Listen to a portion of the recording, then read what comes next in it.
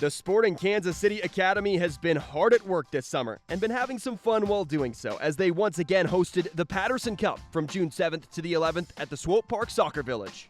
The Patterson Cup brought together 37 teams from 17 different MLS academies across 3 different age groups to compete in this prestigious tournament.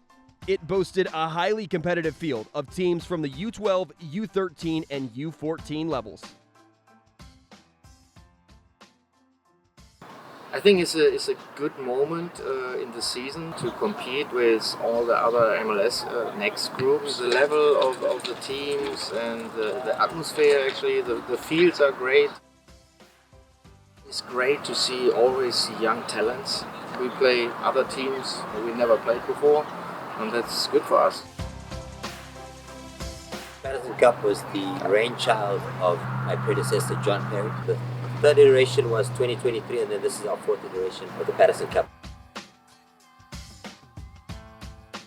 Firstly, I think what's unique to the event is that it's designed as an MLS-only event. Now, I say MLS-only, but we've got KSA from Atlanta, Georgia. They're a club out of Clarkston in Atlanta, and a lot of underprivileged players, a lot of talent in that area. And so I think they're unique in terms of their demographic and in terms of their style of play. It's a unique thing to throw into the mix, a team like that, amongst all the MLS academies, to bring something different. I think that's very important for us as MLS teams. Our boys are now really quite used to traveling all the time. We're dealing with a lot of kids, that are, a lot of underprivileged kids that don't have the opportunity to travel all the time. So occasions like this for them, they open up their vision, and they're dreaming big now. Playing against MLS team, knowing that they can actually compete. Especially winning a game today earlier, it's really a dream come true for a lot of those boys. So for us, it's a phenomenal experience. I can tell you the MLS clubs are much faster, quicker pace, and it's very, very well organized. I think the atmosphere is really good, the competition is good, so we get to watch the game in the same location. Everything is kind of enclosed, and it feels really, really welcoming, right? So it's really good for us. Premium events for the older teams are 15s and 17s currently is the GA Cup. And that's an international tournament, and it's only MLS with international teams.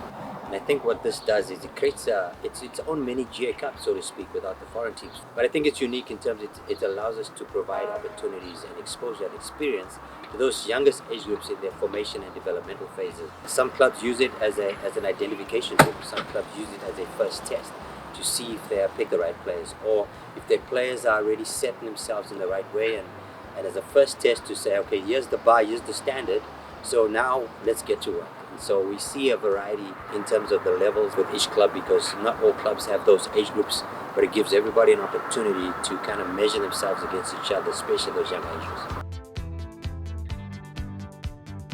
Sporting KC's U12s and 13s, the youngest team played their first competitive matches together as a team as they prepare for the 2024-25 season, and the 13s just missed out on the knockout stage qualification.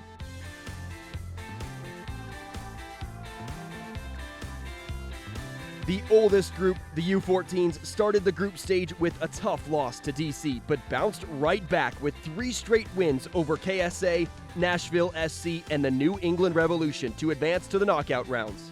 In the semifinal, SKC faced off against the Houston Dynamo, winning in convincing fashion 4-1 over the Dynamo to earn a trip to the Patterson Cup final. The final was a tough battle with FC Cincinnati, where the teams exchanged blows and the match ended 2-2 in regulation, sending it to penalty kicks, where SKC fell in the shootout. Following an exciting 2024 regular season, the Sporting KC U15s and 17s had a chance to compete in the MLS Next Cup showcase and playoffs. Starting with the U15s, they kicked off their showcase with a 1-0 win over the West Florida Flames, and followed up with a 4-1 win over the Ventura County Fusion. In their final match of the season, the U15s wrapped up their showcase with a 3-0 win over Rochester, New York FC. Now looking at the U17s, they took part in the MLS Next Cup playoffs, where they played in a close matchup with the Portland Timbers in the round of 32 that ended 2-2 in regulation and went to a shootout. The SKC boys pulled through and won in penalties 4-3 to advance to the round of 16.